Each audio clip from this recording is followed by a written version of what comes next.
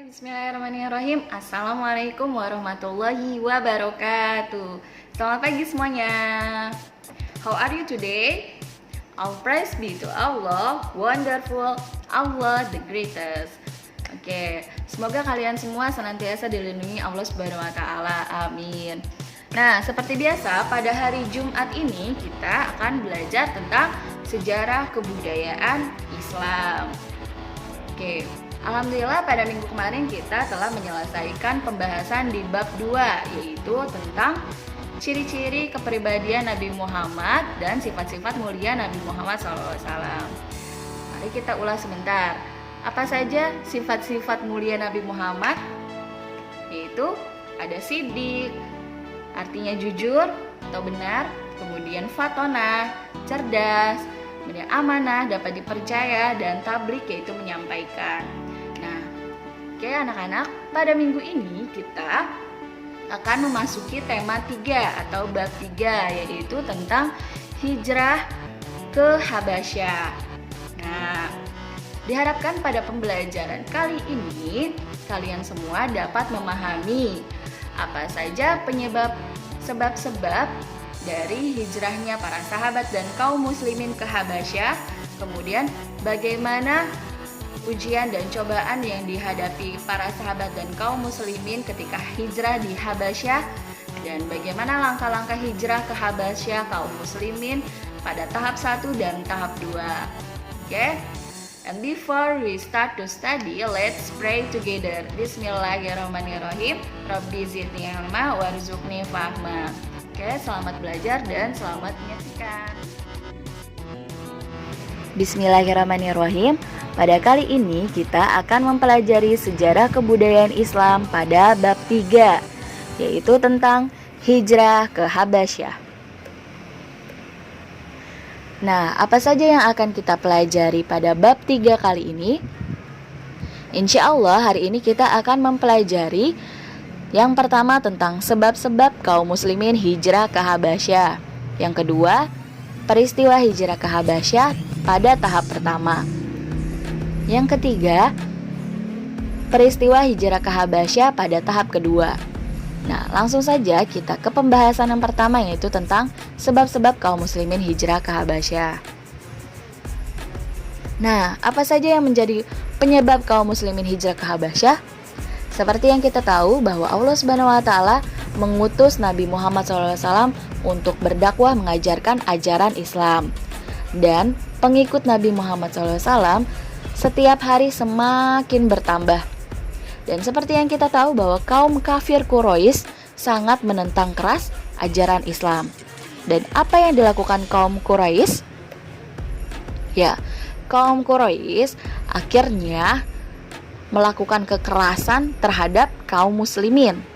Jadi kaum muslimin terus-menerus mendapatkan ancaman dan siksaan yang bertubi-tubi setiap hari dari kaum Quraisy. Nah, akibat dari penderitaan kaum muslimin, dari siksaan kaum Quraisy setiap harinya, nah, jadi Nabi Muhammad SAW merasa sedih, ya, merasa sedih karena pengikutnya terus-menerus mendapatkan ancaman dan siksaan dari kaum Quraisy. Akhirnya Nabi SAW menganjurkan kepada kaum muslimin, baik laki-laki maupun perempuan, untuk hijrah ke negeri Habasyah. Diharapkan dari hijrah tersebut kaum muslimin dapat hidup dengan damai dan aman. Mengapa? Karena kota Mekah bukan lagi tempat yang aman bagi kaum muslimin. Nah, mengapa kaum muslimin harus hijrah ke Habasyah? Ya, karena pada saat itu negeri Habasyah atau yang dikenal sekarang sebagai Ethiopia, pada saat itu dipimpin oleh raja yang terkenal adil yang bernama Raja Najasyi. Nah, negeri Habasyah juga dapat dijangkau dengan perahu, sehingga memudahkan kaum muslimin untuk hijrah. Ya, jadi itulah sebab-sebab kaum muslimin hijrah ke Habasyah. Selanjutnya kita memasuki pembahasan yang kedua, yaitu tentang peristiwa hijrah ke Habasyah pada tahap pertama. Seperti apa peristiwa hijrah ke Habasyah pada tahap pertama? Nah, pada kala itu, kaum muslimin yang hijrah dari kota Mekah, mereka semua berangkat secara sembunyi-sembunyi tanpa diketahui oleh kaum kafir Quraisy. Nah, kaum muslimin sesudah sampainya mereka di pantai Laut Merah, akhirnya mereka menaiki perahu untuk berlayar ke negeri Habasyah. Nah, adapun yang hijrah ke Habasyah pada tahap pertama terdiri dari 10 orang pria dan 5 orang wanita. Ya. Mari kita mengenal rombongan pada tahap pertama kaum muslimin yang hijrah ke Habasyah. Yang pertama yaitu ada Utsman bin Affan beserta dengan istrinya Ruqayyah. Ruqayyah ini merupakan putri dari Nabi Muhammad SAW. Kemudian yang ketiga ada Abu Huzaifah. Yang keempat Sahlah binti Suhail bin Am. Yang kelima Zubair bin Awam. Yang keenam Mus'ab bin Umair. Yang ketujuh Abu Salamah beserta dengan istrinya yaitu Ummu Salamah binti Abu Umayyah. Kemudian Utsman bin Maz'un dan Abdurrahman bin Auf. Nah, rombongan pertama yang hijrah ke Habasyah ini dipimpin langsung oleh Utsman bin Affan. Nah, bagaimana kelanjutan dari peristiwa hijrah kaum muslimin ke Habasyah pada tahap pertama? Nah, sesampainya kaum muslimin di negeri Habasyah, mereka diperlakukan secara baik dan secara hormat oleh Raja Najasyi. Ya, jadi kaum muslimin diterima dengan sangat hormat dan diperlakukan dengan baik oleh Raja Najasyi dan juga masyarakat Habasyah. Pada kala itu, Raja Najasyi menempatkan kaum muslimin di wilayah Negash yang terletak di sebelah utara provinsi Tigray. Akhirnya, wilayah tersebut menjadi salah satu pusat penyebaran Islam di negeri Habasyah.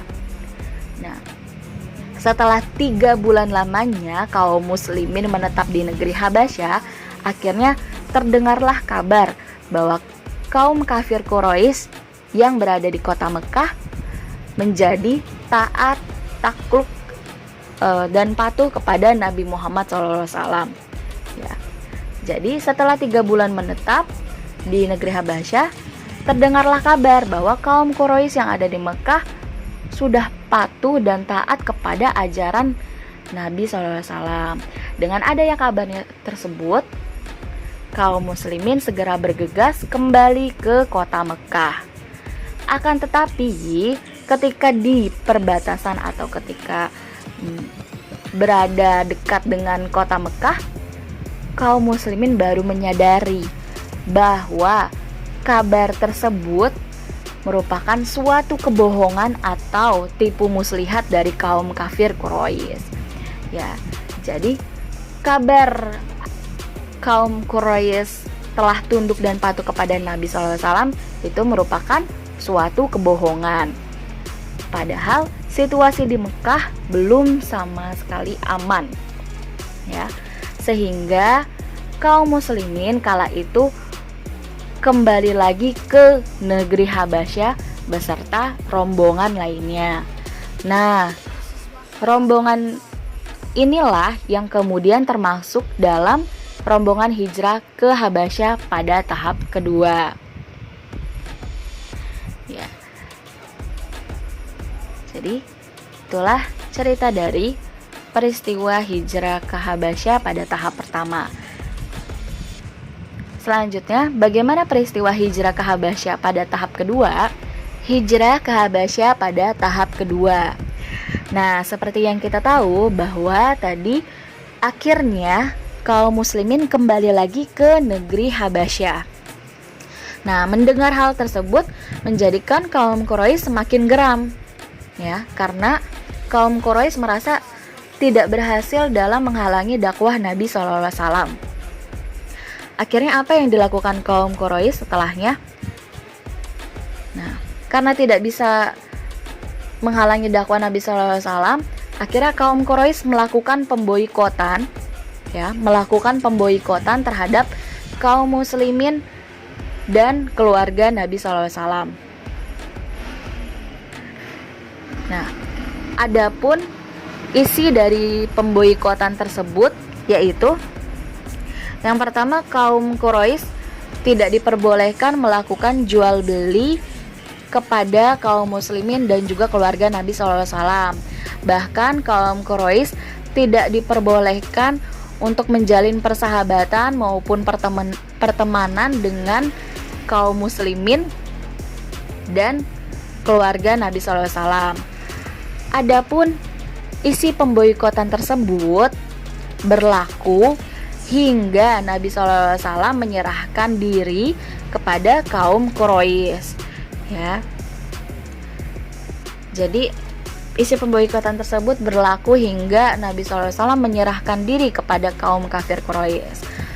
Nah, karena adanya peristiwa pemboikotan tersebut, akhirnya kaum muslimin diperintahkan kembali oleh Nabi SAW untuk hijrah lagi ke negeri Habasyah. Nah, adapun kaum muslimin yang hijrah ke Habasyah pada tahap kedua ini terdiri dari 101 orang, yaitu 83 laki-laki dan 18 orang perempuan. Nah, hijrah pada tahap kedua ini dipimpin langsung oleh Ja'far bin Abi Thalib.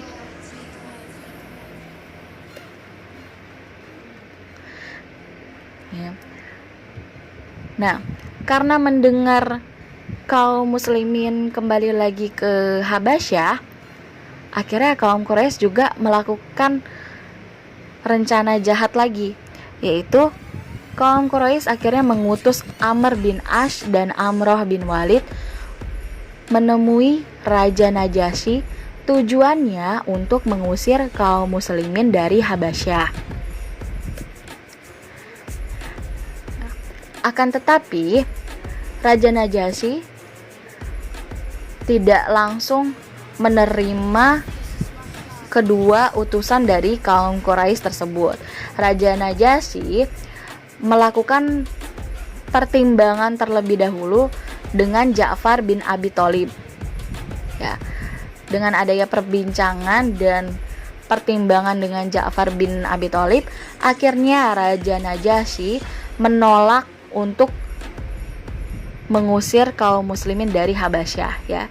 Jadi Raja Najasyi menolak permintaan utusan kaum Quraisy untuk mengusir kaum muslimin dari Habasyah. Akhirnya karena Raja Najasyi juga terkenal sebagai raja atau pemimpin yang adil dan tidak sewenang-wenang, menjadikan kaum muslimin juga diperbolehkan untuk tinggal di Habasyah. Bahkan ada yang menetap selamanya di negeri Habasyah. Ya, mungkin cukup sekian pembahasan hijrah ke Habasyah pada kali ini. Semoga bermanfaat dan dapat dipahami oleh kalian semua. Apabila ada kesalahan kata maupun kesalahan penulisan, Ibu mohon maaf. Terima kasih. Wassalamualaikum warahmatullahi wabarakatuh.